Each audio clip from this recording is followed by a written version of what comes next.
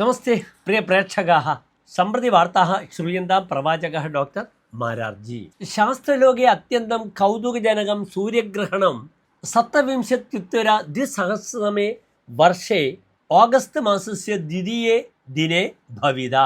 सूर्यस्य भूमेः च मध्ये चन्द्रे संक्रमिते सति भागिकतया पूर्णतया वा सूर्यस्य तिरोधानप्रक्रिया भवति सूर्यग्रहणम्।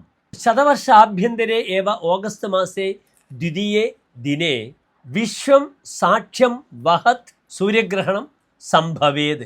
6 निमेषाः 23 त्रुटयः च दैर्घ्ययुक्ते सूर्यग्रहणे चन्द्रः सूर्यं सम्पूर्णतया आच्छादयेत्। अतः एव तावावस्था न्यूना, सन्ध्यासमये नक्षत्राणि ग्रहाश्च दृष्टिपथम् आगच्छेयुः च। विश्वं पूर्णतया अन्धकारे भविष्यति तद्दिने तत्समये।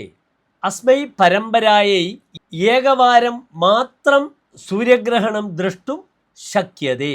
लोक असमत्वनिर्णये भारतराष्ट्रस्य देशीयधनस्रोतसः 58% 10% धनिकेषु एव गच्छन्तीति പഠനം।